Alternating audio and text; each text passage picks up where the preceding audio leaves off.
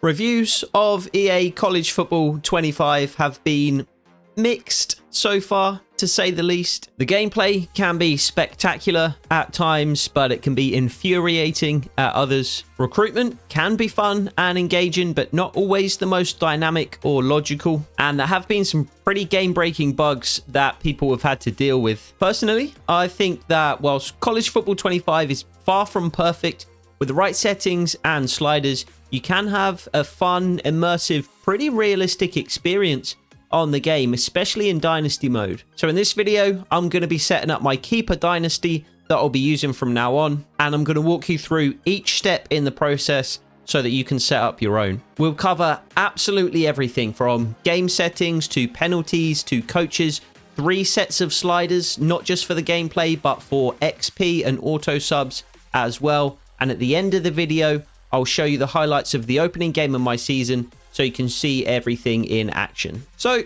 let's get into it.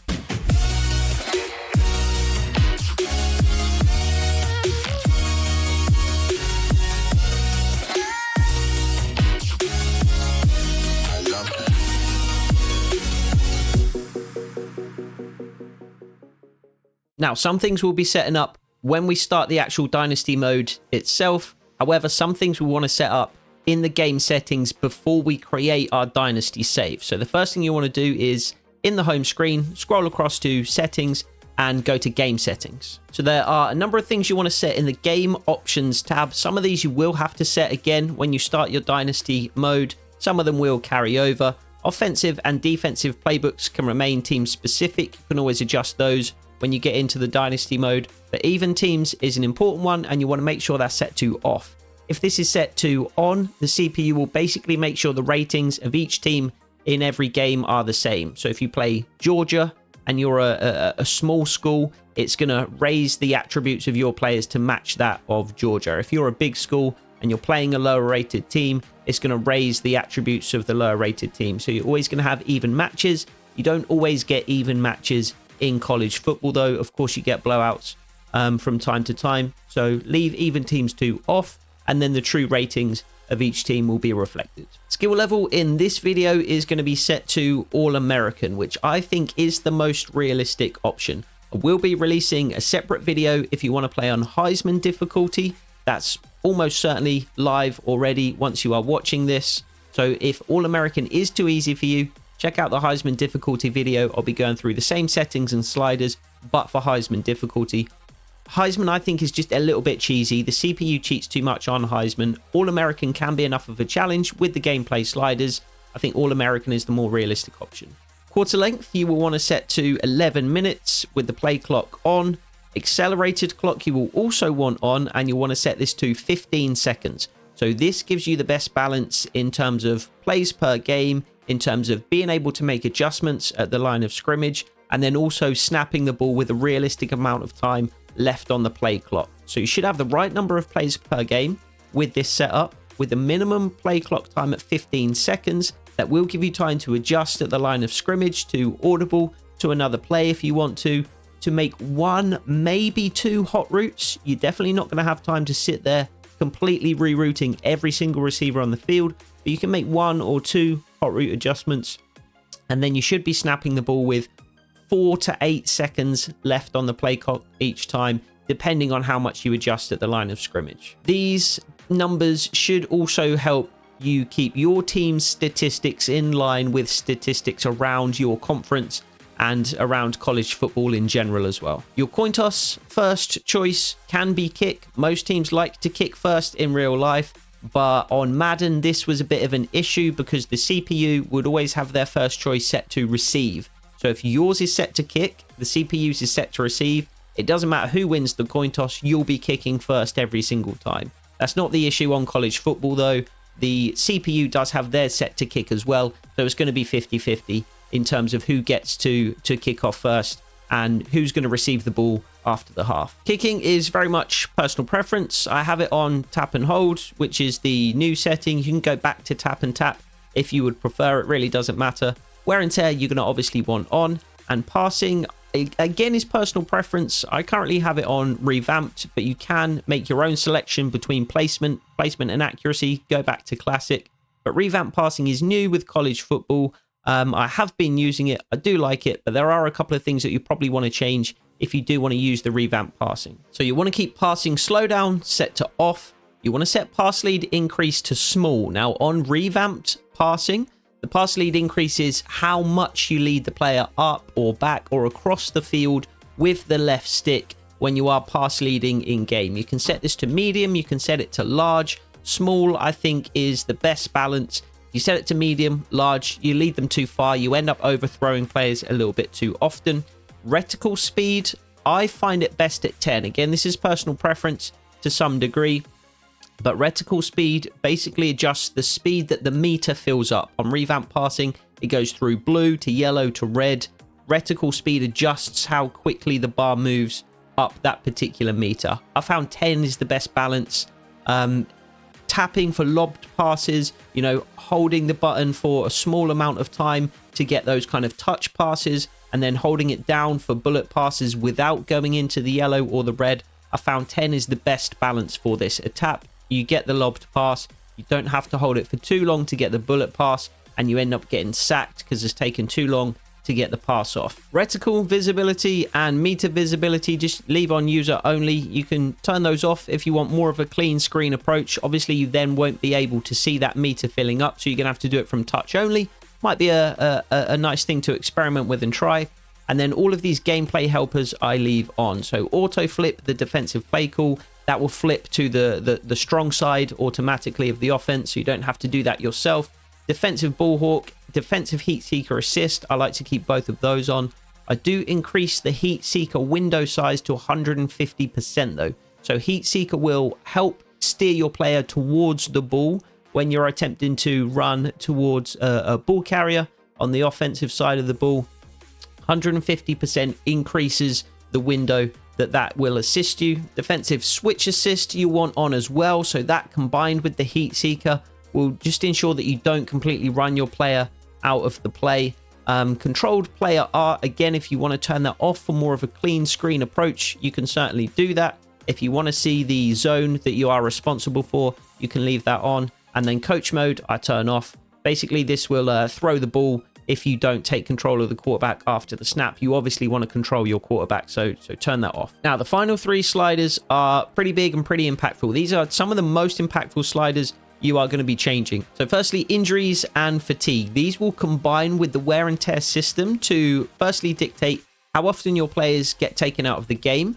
These will combine with the auto sub sliders that we'll be going over later on as well, and how often your players get injuries. Now, injuries in the game at the moment aren't great. I hope they do get patched and refined and adjusted over the course of the year, because your players just don't really get injured. They will get injured during the game and then might need to be substituted out. You see that fairly often with these particular numbers, but you rarely see a player miss several weeks with an injury that lingers after the game. That's not just an issue with these particular sliders.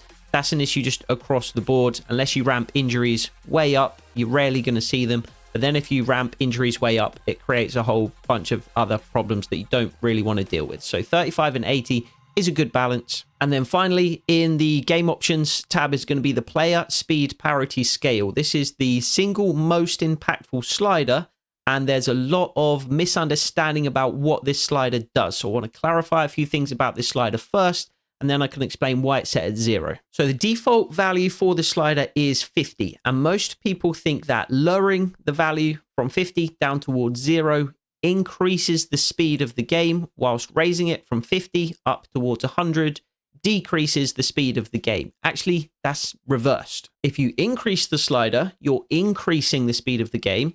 If you decrease the slider, you're decreasing the speed of the game. Now, it doesn't work in this way exactly, but a useful way to think about it is the slider value represents the minimum speed that a player can have in the game. So if it's set at 50, 50 will be the minimum speed a player can have.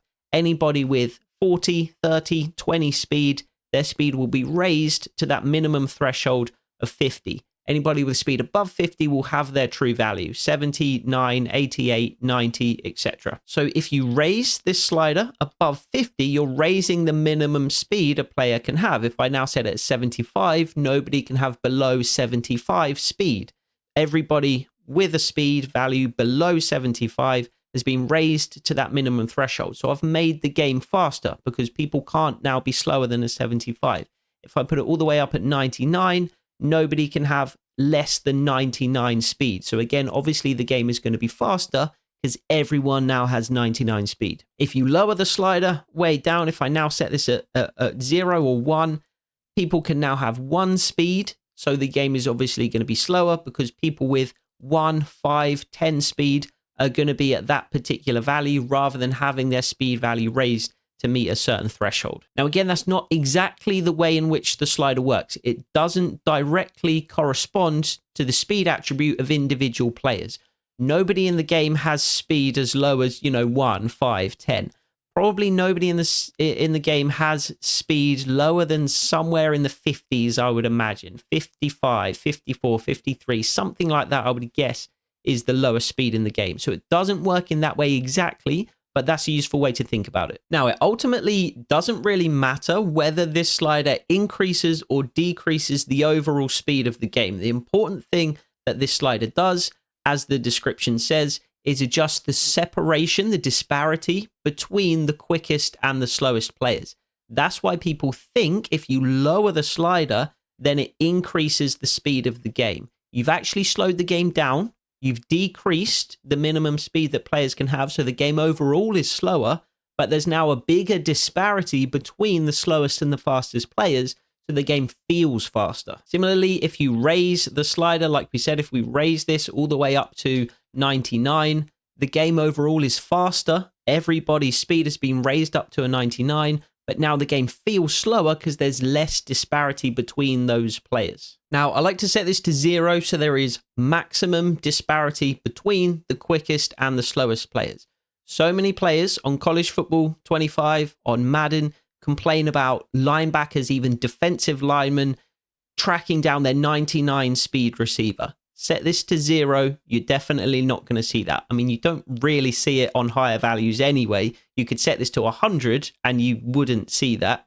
But set it to 0, you create the maximum disparity between the quickest and the slowest players. A 99 speed player really feels like a 99 speed player. That is obviously going to have a big impact on the gameplay though. If your receiver is going to more easily be able to run away from linebackers, from safeties, from slower cornerbacks, that's obviously going to have a big impact on the plays that you call and the way that those plays pan out on the field. So although the slider is in a separate tab from the gameplay sliders, you can't think about them separately. This slider has to be the foundation for the adjustments that you then make in the player and the CPU skill tabs for the gameplay sliders themselves.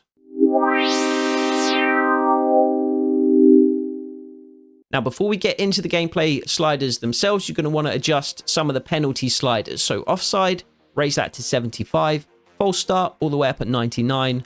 Offensive holding can stay at 50, but put face mask at 55. Block in the back can stay at 50 as well. Drop roughing the passer to 45.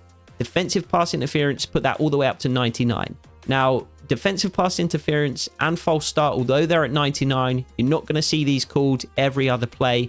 In fact, I still very, very rarely see defensive pass interference called. False start is called a little bit more often, but again, a handful of times per game. There are still too few penalties with these sliders, if anything, but it's a nice balance and close enough to what you get in real life. Most of these other penalties you want to keep on, with the exception of 2. That's roughing the kicker and running into the kicker. Obviously, ideally, we'd have all these penalties on because it's possible to have these penalties called in real life, but running into the kicker and roughing the kicker are just called too often, especially obviously when you're trying to block punts or field goals. You want to be able to try and block those punts and field goals without fear of being called for one of these penalties and given up an automatic first down, for example. Maybe you force the opposition off the field, you get a bogus roughing the punter penalty, and all of a sudden it's an automatic first down. Maybe you hold the CPU to a field goal,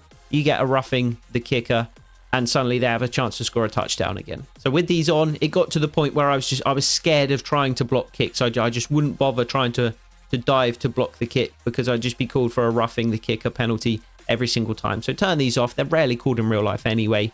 It's you you almost certainly see blocked field goals more often than you see roughing the kicker on a field goal attempt. Now, in terms of the gameplay sliders themselves, you're going to want to set these up in the main menu and then save them locally as a file on your console, and then you can import them into the Dynasty mode later on.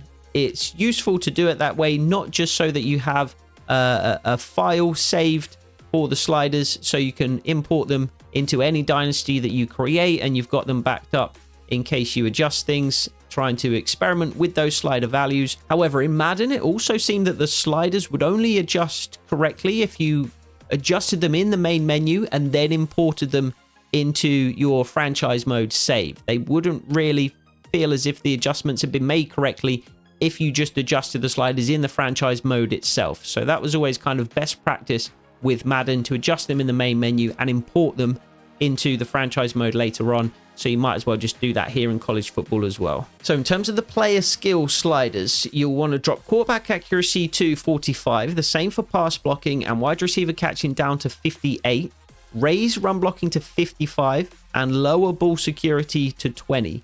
Now in the Dynasty menu for the sliders, this slider is called fumbles. Why they've called it two different things in two different places, I don't know. But lower this slider to increase the number of fumbles per game. When it's called fumbles, it seems like it should be the other way around, right? Increase the fumble slider, you increase the number of fumbles. But you want to think it's the ball security slider. So we want to lower this to encourage more fumbles in the game. Reaction time up at 75, interceptions down at 35, pass coverage also at 75, tackling can stay at 50, as can most of these special team sliders, but lower the field goal accuracy to 45, increase the punt power to 55. If you then click the right stick, you can save those. Obviously, call it whatever you want to call it, and then we can import them into our Dynasty mode later on. And then we have a very, very similar set for the CPU. There's two sliders that are ever so slightly different, but mostly it's the same as the player skill across the board. QB accuracy, again, 45. Pass blocking, you want at 50. Rather than 45, however, for the CPU. Wide receiver catching, you want down at 45 rather than 48. The rest, I believe, is the same. Run blocking at 55, ball security at 20, 75, 35, 75 for the pass defense, 50 tackling, and then those same two adjustments to the special teams. Field goal accuracy at 45, pump power at 55. Save that, call it whatever you like, and that will be ready to import later into the Dynasty mode when we set that up. Now, I have also uploaded these sliders to the file share. So if you want to download them instead, rather than inputting them yourself, you can do that. So if you go to Create and Share and go to Download Center, you can find them in there. I would recommend just inputting them in the main menu yourself, saving the file, and then you've got a file save of your own. But if you do want to find them in the Download Center, go across to Sliders, click Search. You want to make sure this is sliders as well. Type in Lamsey All-American, all caps, all one words, and there will be two different files that you will need to download. One, as you can see, is the player slider, and one is the CPU slider. I've literally just uploaded these, so they have 0 downloads and 0 ratings at this stage. But again, I would recommend just adjusting these yourselves in the main menu and saving your own file. It's probably easier to do that anyway. So once you made those adjustments in the main menu, you are then ready to start your Dynasty save. So go across the game modes, obviously, Dynasty, you want to start a new Dynasty. I recommend an offline rather than an online. So you've got single player or cloud multi-user. Online, these can be updated more quickly when a new patch drops, when a bug is fixed, things like that. If you start an offline Dynasty, you have to wait for the title updates to come through. However, on the flip side, with an online Dynasty, if the servers go down, you can't access your Dynasty save. If the servers go down during a game, mid-game, you will be booted out and you lose your progress in that game. The main benefit usually of doing an online cloud Dynasty or franchise mode is that you can save mid-game. You know, if you've played Madden before, you'll know that.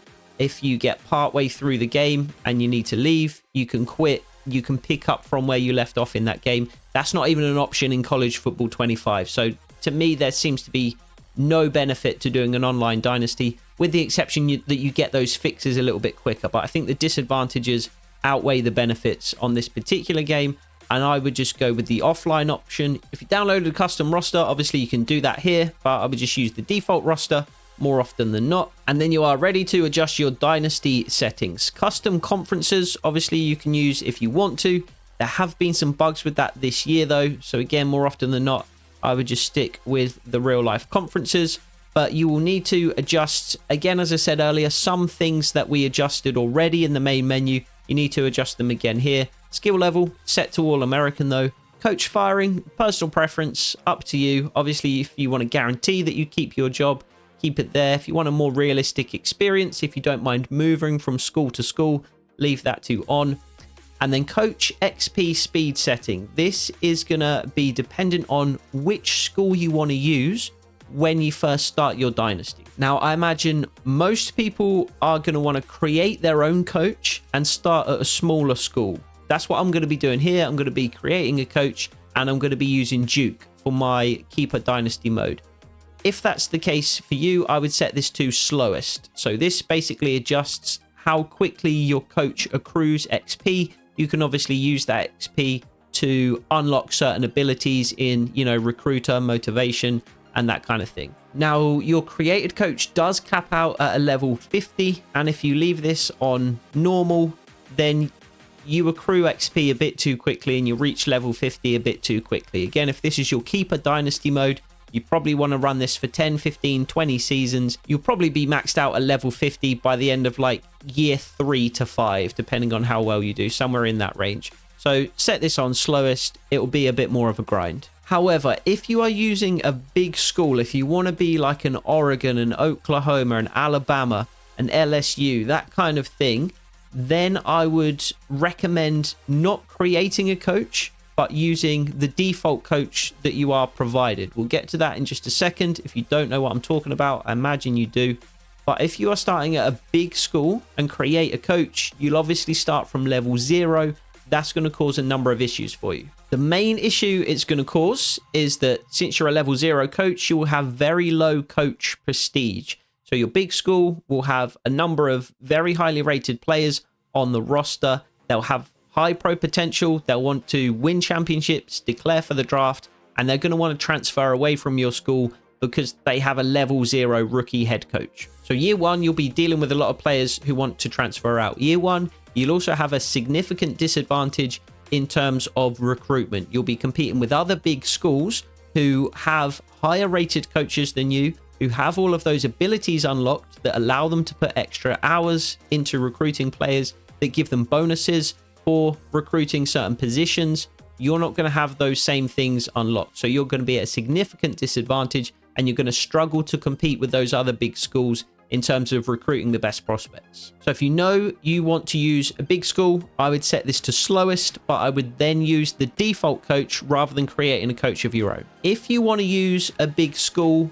but you definitely want to create your own coach still, you can do that, but I would set this to fastest. You're still going to be at a bit of a disadvantage when you very first start your save, but your created coach with this set to fastest will accrue XP very, very quickly, and you can at least make up the first 15 to 20 levels pretty quickly, and you can overcome some of those disadvantages fairly soon. Once you're up to, level 20, 25, something like that, once you're at a point where you can compete, you can then just drop this to lowest, or to slowest rather. This you can adjust when you get into the dynasty save. It's not a case of what you set here is permanent. You can adjust this later on, but that's the way I would go about it. Small school, created coach, set this to slowest. Big school, default coach, set it to slowest. Big school, created coach, set it to fastest until you're at a level that you're happy with, and then switch it to slowest. Player edit permission doesn't really matter. Injury, you want on. Wear and tear, you want on. The quarter length you have to set again. So just as a reminder, that's 11 minutes. Turn the accelerated play clock on. Set that to 15. And then to have maximum control over your dynasty, you want full control, manual league advancement. and then auto recruiting and auto progression for your coach each turned off. So now you're ready to choose your school, and you will know exactly who you want to choose already, I would imagine. Again, I'm going to be Duke. This is going to be my Keeper Dynasty mode. So I'm going to start out at Duke. You can choose between head coach, offensive coordinator, defensive coordinator.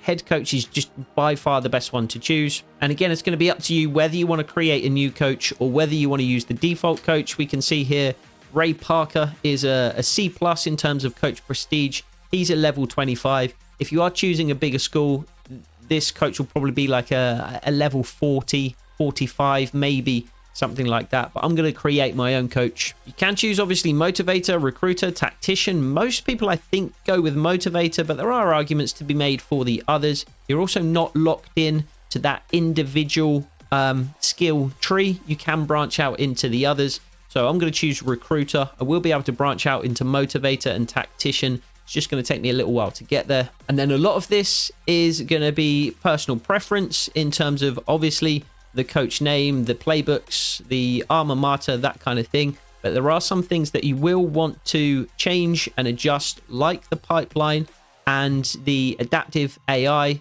the offensive and defensive aggressiveness as well. And these will have an impact on your dynasty save. So the pipeline obviously has a big impact because it determines, it dictates how successful you're going to be in recruiting certain prospects. You can set this to anywhere. You can also adjust it later on. You can edit it in your edit coach menu. If you do want to change your pipeline, I tend to just put it at least close to, if not in, the actual state that I'm going to be using.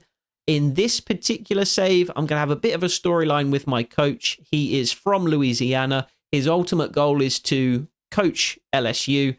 So my pipeline for this one is going to be Louisiana. But as I said, I do tend to set this to the state of the team that I am using. I might set it to the alma mater of the head coach instead. He's got networks. He's got links to that particular school. So that gives him a pipeline. But you can ultimately set it wherever you want to, and it's going to be up to you to create your own canon about pipeline and things like that. And then for the adaptive AI, the no huddle, the offensive and the defensive aggressiveness, these only apply to simulated games. So if you want to do kind of a slow sim, CPU versus CPU, dynasty mode, you're going to want to adjust these. If you're going to be playing the moments, you will want to adjust these because these will apply to all of those plays in between the moments that the CPU obviously simulates. If you know you're going to be simulating large chunks of the season to get through a longer span of time in your dynasty save, you'll want to adjust these. Even if you're going to be playing every snap of every game, which I'm going to be doing in my save, adjust these anyway, just in case you do want to sim down the line. But the adaptive AI basically adjusts how aggressively your coach will dictate their game plan to match what the opponent is doing. Set that to aggressive. Keep no huddle style set to balanced.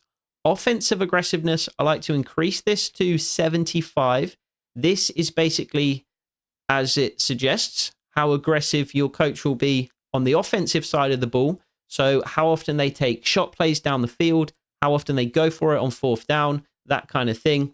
Defensive aggressiveness, the same thing, but on the defensive side of the ball, I like to set this one to 55, how often they send blitzes, etc. You can change these to, again, to some extent, these are personal preference. If you know you want your coach to be incredibly aggressive, set that to 99.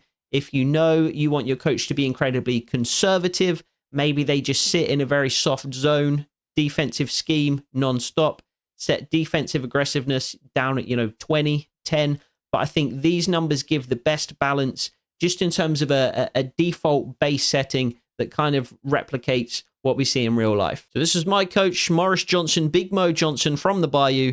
He's 6'5", 270. I think I made him, but he is ready to go. And so we are at the point where we're going to be signing our contract. We've got a 5-year contract rather than just a 3-year. I thought these were always 3 years, but we've got a 5-year contract at Duke, and we need to make a bowl game within 5 years, I believe. I don't believe that's the goal for year 1. I think that's over the course of the contract.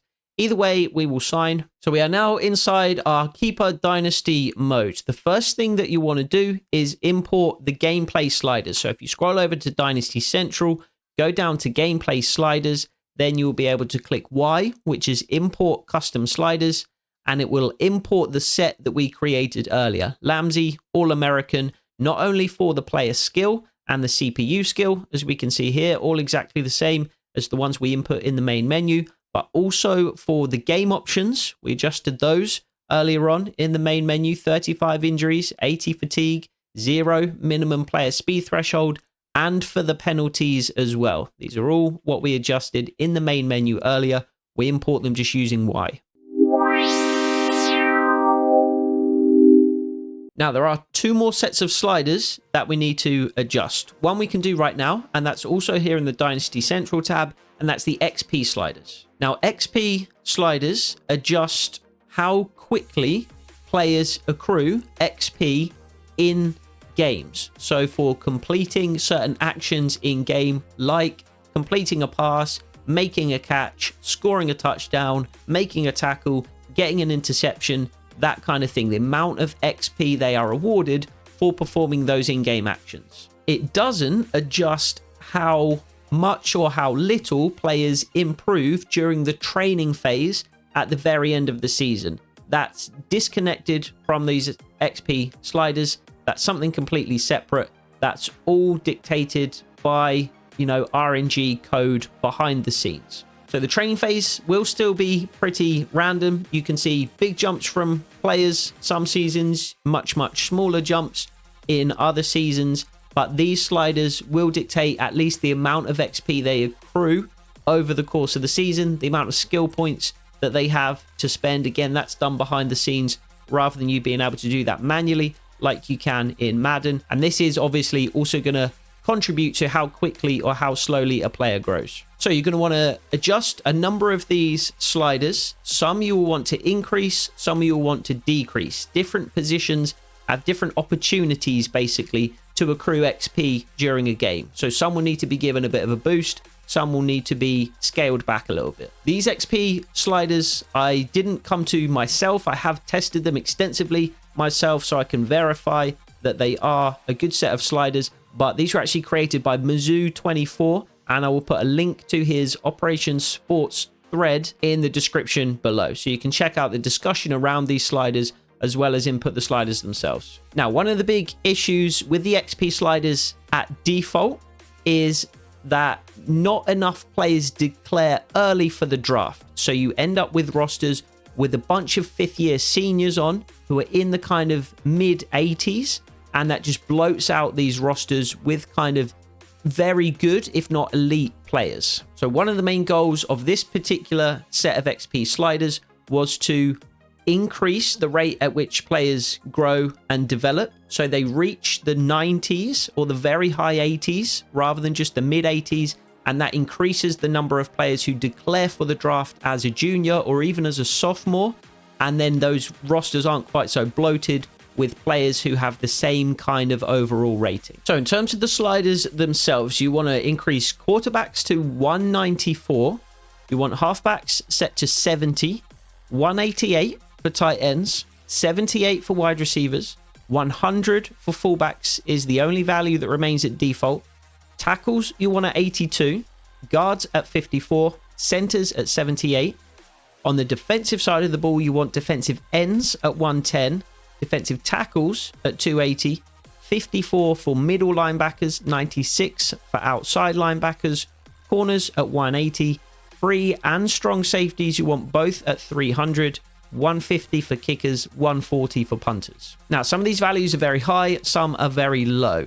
Players like guards, even at 54, you will still see guards developing and hitting high 80s, low 90s overall. There will still be elite guards around the league. Just because this is at 54, that doesn't mean you're not going to have any elite guards, that your guards simply won't grow.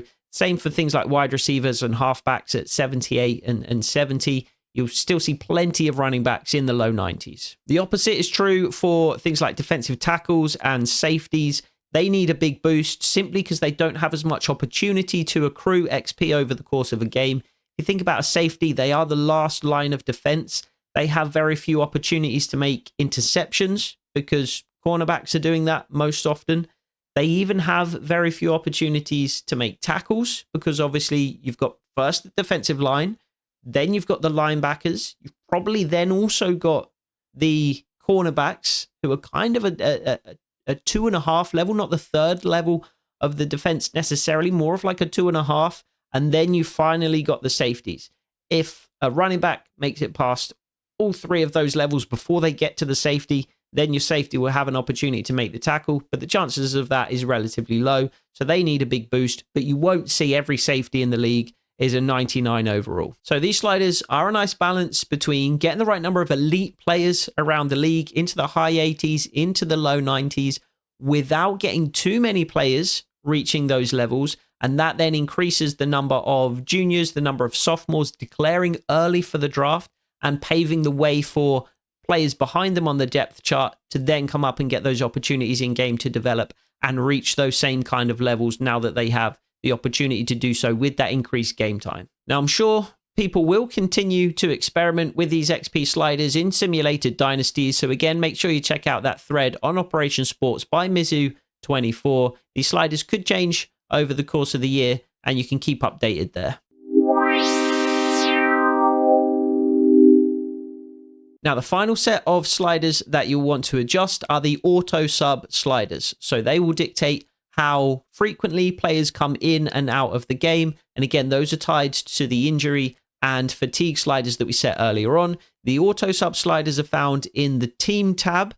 However, when you first load up your dynasty, that option is not available. That becomes available in week 0. So when you advance a week from here. So what you first need to do is set up your recruiting board, spend your coach skills so that you can then advance a week and adjust your auto sub sliders. So let me do that now. Unfortunately, my recruiting class looks absolutely horrific, but I am now ready to advance to the next week. So now that we are here in week 0, we can scroll across to the team tab, and there are 2 more options there, one of which is injury report, the other is auto subs. So these sliders will adjust how often your players sub into and out of the game. And again, like the XP sliders, these aren't my own work. I have tested them extensively, but this particular auto sub slider set comes courtesy of Dangerous Feeling on Reddit. So for these sliders, you want to keep quarterback at 1 and 0. You obviously don't want your quarterback subbing in and out of the game, but you want running backs at 96 for sub in, 93 for sub out. You want wide receivers at 85 and 73. You want fullbacks and tight ends at 85 and 75. And then the same as the quarterbacks for your offensive linemen. You don't generally want to be subbing them in and out during the game, except for injury. So you want those at 1 and 0. On the defensive side of the ball, you do want a heavy rotation of defensive linemen. They get subbed in and out of the game frequently. So you want 93 sub in and 84 out for defensive ends and for defensive tackles. Linebackers, 90 and 77, 88 and 75 for corners, and then 88 and 75 as well for safeties. So these sliders, combined with the injury and the fatigue sliders that we set earlier on, will create a nice rotation of players in those positions that you want to see rotations. Obviously, in real life, the starting running back doesn't play all of the snaps. You tend to get, it depends to some extent on the team, but you tend to get a heavy rotation of running back 1, running back 2, maybe even sometimes running back 3, and you will see that with these auto sub sliders. The same with the defensive line. You'll see your starting defensive end playing 70-75% of the snaps, but the backup will rotate in to allow your starter to rest. And with that, you are ready to go. Every single setting, every single slider that you need to create a realistic dynasty experience that you can keep going for 5, 10, 15, 20 seasons, however long you want to go with your keeper dynasty save. I'm going to do a bit more recruiting here in our bye week, but then I will be jumping into game 1 of our season here at Duke, and I will clip some of the best drives, some of the highlights from the game, and I will put them at the end of this video so you can see the sliders in action. As I record this, Madden 25 is about to be released, and I will be doing a similar thing with Madden, putting together a realistic franchise settings and sliders video with every single setting, every single slider. So if Man 25 is already out, check the channel. I'm sure you'll find that video there. This is my second channel. On my main channel, I feature realistic EAFC content. So if you are into FC as well, check out the main channel. This second channel will be for all other sports games, Madden, College Football 25, MLB The Show from time to time, possibly NBA 2K even, and any other sports game. So if you like realistic sports, franchise, dynasty, career mode content, 2 channels, subscribe to them both, why not? But that'll do it for this one. Let me know in the comments below if you have any questions about any of those settings, any of those sliders, if you're having issues with the gameplay that you want to see resolved. I can help you tweak those sliders if you need it. And I'm thinking about streaming this Duke Dynasty. It's not so much a Duke Dynasty, but a Morris Johnson coach dynasty. We're going to start out here at Duke, but I do plan to move on to some bigger schools and hopefully end up at LSU and win a national championship with LSU. Thinking about streaming the dynasty, potentially here on YouTube, potentially here on Twitch. So keep your eyes peeled in case I do end up doing that, and I hope to see you there. Take it easy.